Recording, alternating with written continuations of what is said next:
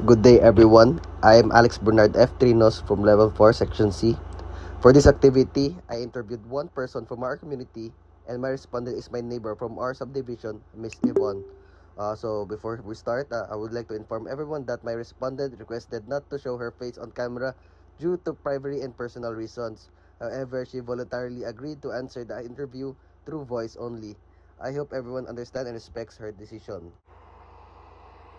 Good day, Miss Yvonne.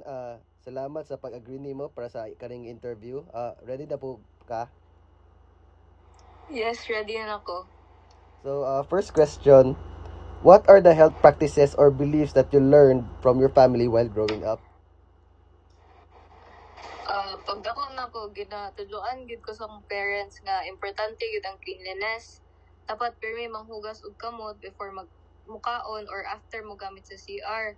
Gitudloan pud ko me nga mukaon og healthy foods, inom mo daghang tubig og para kanang dili mi pirmi magpuyat. Kung masakit mi, dili na mapasagdan, kinahanglan dayon og proper care. Okay, second question po, ma'am. What does your family usually do first when someone becomes sick?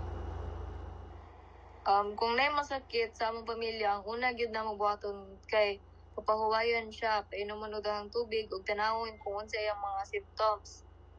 Kung simple lang, tambalan sa medicine nga naa sa balay, pero kung dili mawala or musamot ang sakit, ato dayon mi sa health center ug magpa-check up sa doktor. Are there traditional remedies, healing practices, or beliefs about illness that your family follows? Hangtod karon usahay magamit gyapon mi og Gloy Up para sa ubog sipon. Kung magsakit ang lawas, usahay magpahilot pud mi. Pero dili lang may magsaligana. Kung kinahanglan na og medical treatment, magpakonsulta gyud mi sa doktor. Okay. So, who usually makes important health decisions in your family? Sa amo, kaya akong mama usually ang magdesisyon kay siya man ang mas kabalo sa among health. Pero kung seryoso nga concern or kinahanglan ma-admit, magstorya gyud mi tibok pamilya before mag-decide. So, are there health practices or beliefs that are important to you but may be misunderstood by other people?